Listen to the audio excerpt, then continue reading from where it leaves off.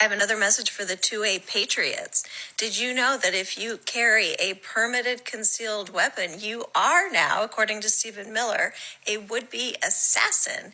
This is an article from, surprise, surprise, Fox News. The article reads, the 37-year-old man, an ICU nurse, from what I understand, approached agents during an apparent operation and then violently resisted. Resisted what? Resisted what? What was he resisting? What were they doing to him that he had to resist? That's the question.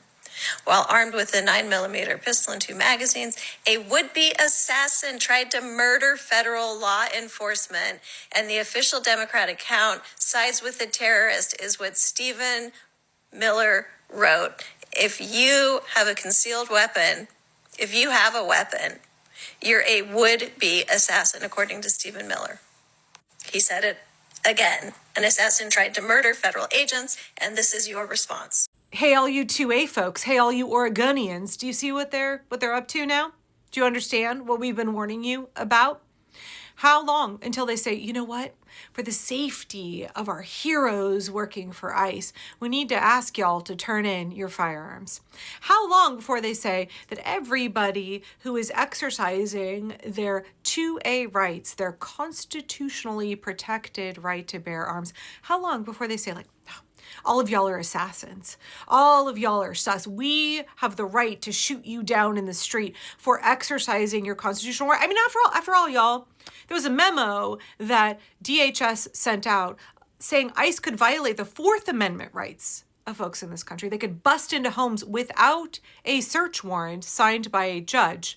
By the way, a judge just said, fuck all y'all, that's not true. You absolutely do have to have a search warrant signed by a judge before you can enter into somebody's home. But ICE doesn't seem to care about what the Constitution says. They are determined to trample on it. Aren't y'all the folks who said, don't tread on me? Aren't y'all the folks who said, give me liberty or give me death? And now you're like, oh, comply or die. Alex Preddy was a nurse who worked for the VA. He took care of veterans all day long. His friends and colleagues say he was a kind, gentle, soft-spoken human being who cared deeply about serving our veterans. He was there doing nothing wrong. He had a permit. He was absolutely legally allowed to be carrying. And because Customs and Border Patrol are entirely lawless, violent, and out of control, and they murdered him in cold blood in the street, they've got to try and vilify him now. They've got to try and frame him as, like, clearly we have to gin up something that he's done wrong, like they do with everybody. I mean, maybe this will help all of y'all realize that DHS, Kristi Noem, Stephen Ratfuck Miller, and Greg Runt Bavino lie through their fucking teeth. Everything that they say is a lie. Maybe this will be the thing that cracks it open for y'all and you realize that they are a bunch of fucking liars. They are victimizing people. They are trampling on folks' constitutional rights, and then they are lying. They're playing Darvo, deny, attack, reverse victim and offender. They are the offender.